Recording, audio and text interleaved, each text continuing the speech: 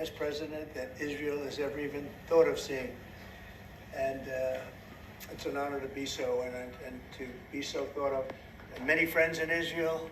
They are not in an easy area. It doesn't go easy, but we are helping them. And likewise, they've been helping us very much. And so we'll see how it all works out. But we had great discussions today, I think, on the obvious subject of Iran, and also the less obvious subject with respect to Israel, and that's trade. And I think the Prime Minister is going to tell you a little bit about trade and what they're doing for the United States. So I want to thank you all for being here. Thank you very much. And thank you. Benjamin, thank you very much. Thank you, Mr. President. Thank you, Donald. Thank you. Mr. President, I want to first thank you for inviting me again to the White House. You've been a remarkable friend of the State of Israel. You stand by us. You're standing with us. You are a great, great champion of our lives. And you actually do the things that you say you do. And I think that people respect that enormously. I certainly do, and the people of Israel do. And I think the Jewish people do as well. We just saw your representative in the Department of Justice fighting anti-Semitism, standing up for Israel in international forums. I just want you to know from the heart, it's deeply, deeply appreciated. As you said, we had the opportunity to talk today about many subjects. First, if I can mention tariffs, it's a subject of some interest today. I can tell you that I said to the President a very simple thing. We will eliminate the trade deficit with the United States. We intend to do it very quickly. We think it's the right thing to do. And we're going to also eliminate trade barriers, a variety of trade barriers that have been put up unnecessarily. And I think Israel can serve as a model for many countries who ought to do the same. I recognize the position of the United States. It says, we're allowing other countries to put tariffs on us, but we don't put tariffs on them. And, I'm a free trade champion, and free trade has to be fair trade. And I think that's basically the position that you've put forward, Mr. President. We are going to eliminate the tariffs, and rapidly. I had the opportunity to speak to Secretary Lutnick yesterday. We talked about how we could effect this quickly, and I hope to bring a solution very quickly. We're not talking about intentions. We're not talking about, just words. We're talking about results. And those results are going to come. That's the first. Thank you very much. It's very nice. Thank you. Thank you. Mr. President, what about the hostages here? Well, Let him finish. let him finish. Okay. We did. We spoke about not only the hostages, but about Gaza. The hostages obviously is a human story of just unbearable agony. I speak to the families. I spoke to them yesterday. Spoke to another one when I was in Hungary before I came here. I speak to them every day. They're in agony. The hostages are in agony. And we want to get them all out. Steve Witkoff, President Trump's very able representative, helped us get a deal that got 25 out. We're working now on another deal that we hope will succeed. And we're committed to getting all the hostages out, but also eliminating the evil tyranny of Hamas in Gaza, and enabling the people of Gaza to freely make a choice to go wherever they want. I mean, they should have that choice. And the President put forward a vision, a bold vision, which we discussed as well, including the countries that might be amenable and are amenable to accepting Palestinians of their free choice if they choose to go there. And I think that's the second thing that we discussed. But the hostages came right on top. We also discussed the situation in Syria. We've had neighborly relations with Turkey that have deteriorated, and we don't want to see Syria being used by anyone, including Turkey, as a base for attack in Israel. Turkey is a country that has a great relationship with the United States. The President has a relationship with the leader of Turkey. We discussed how we can avoid this conflict in a variety of ways, and I think we can't have a better interlocutor than the President of the United States for this purpose. And of course, we also discussed Iran. Look, we're both united in the that Iran does not ever get nuclear weapons. If it could be done diplomatically in a full way, the way it was done in Libya, I think that would be a good thing. But whatever happens, we have to make sure that Iran does not have nuclear weapons. That's the end of my speech. Mr. President,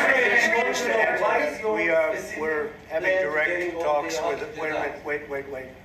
We're having direct talks with Iran. And they've started, it'll go on Saturday. We have a very big meeting and we'll see what can happen. And I think everybody agrees that doing a deal would be preferable to doing the obvious. And the obvious is not something that I want to be involved with, or frankly, that Israel wants to be involved with if they can avoid it. So we're going to see if we can avoid it. But it's getting to be very dangerous territory. And hopefully those talks will be successful. And I think it would be in Iran's best interest if they are successful. We hope that's going to happen. And we had just a lot of good talks on a lot of things. I appreciate very much what you said about the tariffs. We've been ripped off and taken advantage of by many countries over the years, and can't do it anymore. Just can't do it anymore. We can't be the stupid people anymore. And it's all because of the people that sat in this seat right here. Not your seat, but this seat. They allowed things to happen to our country that they shouldn't have allowed to happen on trade and other things, many other things. I mean, look at what's happened with our last president, where he allowed millions of people to come into our country with an open border. Who would want an open border? How stupid is that? But he allowed millions and millions of people, and of the millions, and I think it was 21 million people, but let's say 3 of them were serious criminals, serious murderers and drug dealers and gang members and people from jails. All the jails emptied out right into our country, right along the open border on Mexico, generally the Mexico. Okay, they came in from Canada too, by the way, a lot. But generally speaking, on the southern border. And what a shame it is that we are now working very hard to get them out, get the criminals out, get the murderers out, the drug dealers, the mentally insane, get them out. They dropped the mentally insane in our country too. And this was all done by the Biden administration. It's a disgrace that we have to work so hard. And then we have judges that try and protect these people, but they didn't protect us when the people were being let in.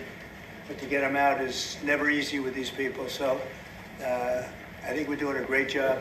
The border is the best it's ever been. It's even as strong as it was. I had a great, solid border. I think it might even be tougher right now and stronger. So people are coming into our country, but they're coming in legally. We have a legal process, and we have that moving along properly, because we need people to come into our country, but we want people that can love our country and cherish our country. So that's where we are. And with that, any questions? Mr. President, European Union reaction to the markets today, and would you be open to a pause in tariffs to allow for negotiations? Well, we're not looking at that. We have many, many countries that are coming to negotiate deals with us, and they're going to be fair deals. And in certain cases, they're going to be paying substantial tariffs. There'll be fair deals. As you know, I spoke this morning with the Prime Minister of Japan, and we had a very good conversation. They're coming. And I said, one thing, you're going to have to open up your country, because we sold no cars, like 0 cars in Japan, and they sold millions of cars into our country. They don't really take our agriculture, a little bit of it just to keep us slightly happy, but they don't take what they're supposed to be taking. So we have a great relationship with Japan. We're going to keep it that way, but they're coming in to meet, and other countries are coming in. With China, as you know, against my statement, they put a 34% tariff on above what their ridiculous tariffs were already. And I said, if that tariff isn't removed by tomorrow at 12 o'clock, we're putting a 50% tariff on above the tariffs that we put on. So they've gone for years. They've become a rich country because of people, again, that were in the White House that allowed this to happen. Hundreds of billions of dollars a year they'd make on us on trade, and it shouldn't be that way. And I have a great relationship with President Xi. I hope it's going to stay that way. I have great respect for China, but they can't do this. We're going to have one shot at this, and no other president's going to do this, what I'm doing. And I'll tell you what, it's an honor to do it, because we have been just just destroyed, what they've done to our system. You know, we have $36 trillion of debt for a reason. And the reason is that people allowed it to get that way. So we'll be talking to China. We'll be talking to a lot of different countries. And I think, you know, if we can make a really fair deal and a good deal for the United States, not a good deal for others. This is America first. It's now America first. And we didn't put America first. We put America last. The people that were in the Oval Office put America last, and we're not going to stand for it. Yeah. Mr. President, who's going to represent the U.S. in the talks with Iran? Two questions. Do you expect any of these deals to be made before April 9th? And secondly, there have been some mixed messages from your administration. You're talking about negotiations, and yet others in your administration are saying that these tariffs are actually permanent. What is the action? Well, it could be. They can both be true. There can be permanent tariffs, and there can also be negotiations, because there are things that we need beyond tariffs. We need open borders. You know, we almost had a deal with China where we're going to open up China. It was almost done. Some of you remember it during my first term, and it was very disappointing. We ended up making a great deal. $50 billion worth of product was sold. $50 billion. You'd like that in Israel. And I made that deal, but it wasn't the deal that I wanted. It was the deal that I wanted was that, plus they were going to open up China so that our companies could go into China and compete with other countries and China for the, you know, for a large number of people. And at the very end, that deal was terminated, and we went to a piece of the deal. And there are a lot of things outside of tariffs, but tariffs are very important. But there are a lot of things like opening up countries that were totally closed. China's essentially a closed country.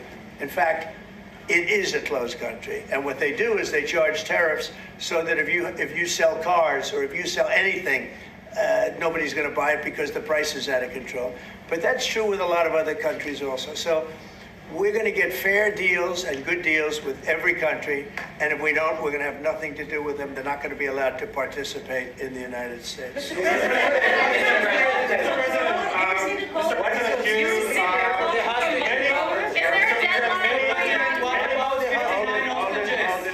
President, many of time.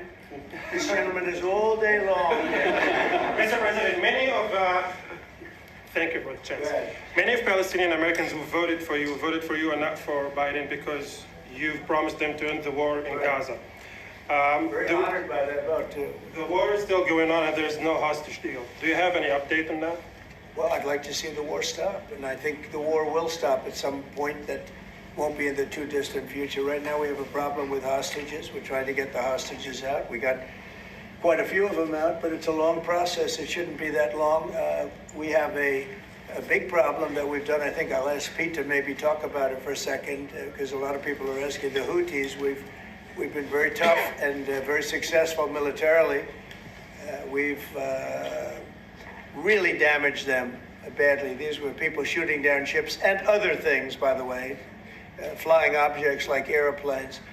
And we've put a major hurt on the Houthis, which nobody's been able to do. We've really hit them hard, and they know it, and they don't know what to do. And it's every night, night after night. And we've gotten many of their leaders and their experts. They're experts on missiles. I mean, they actually make missiles. Nobody thought that, but they make missiles. They're highly sophisticated, and they're very tough, but they've been very badly damaged. Nobody else was able to do that but us. Pete, you want to discuss that, please? Yes, sir. It's been a bad 3 weeks for the Houthis, and it's about to get worse. It's been a devastating campaign, whether it's underground facilities, weapons manufacturing, bunkers, troops in the open, air defense assets. We are not going to relent, and it's only to get more unrelenting until the Houthis declare they will stop shooting at our ships. And we've been very clear with the Iranians as well. They should not continue to provide support to the Houthis, and that message has been made very clear. So we have a lot more options and a lot more pressure to apply, and we know, because we see the reports, how devastating this campaign has been in them, and we will not relent. We have a great military. There's no military like our military. And despite Biden having given a lot, but nevertheless a pretty small piece, but it was a lot of our military away in Afghanistan, and one of the dumbest situations, I think, and maybe the most embarrassing situation we've ever been involved in, that short period of time in Afghanistan. What a disgrace that was, but left a lot of our military behind, left, you see them in their annual parades where they're parading trucks that are armor plated and different things that they can't, but it's many billions of dollars we left behind. But despite that, we have a tremendous military. That was a very small portion because we rebuilt the military during my first term, and we have great things happening with our military. We also essentially approved a budget which is in the facility. You'll like to hear this, of $1 trillion, $1 trillion, and nobody's seen anything like it. We have to build our military, and we're very cost conscious, but the military is something that we have to build, and we have to be strong because you got a lot of bad forces out there now. So we're going to be approving a budget, and I'm proud to say, actually, the biggest one we've ever done for the military. We're cutting other things that were under DOGE, but under a lot of other, when you look at a woman getting $2 billion for environmental, and it had nothing to do with environmental, and they had $100 in the bank and they give her $2 billion. Many of those cases, all that stuff is going to be cut out, but we are getting a very powerful military. We have things under order now, the likes of which we've never had before. We've never had the kind of aircraft, the kind of missiles, anything that we have ordered. And it's in many ways too bad that we have to do it, because hopefully we're not going to have to use it. But the military is very powerful, and it's going to remain that way. How do you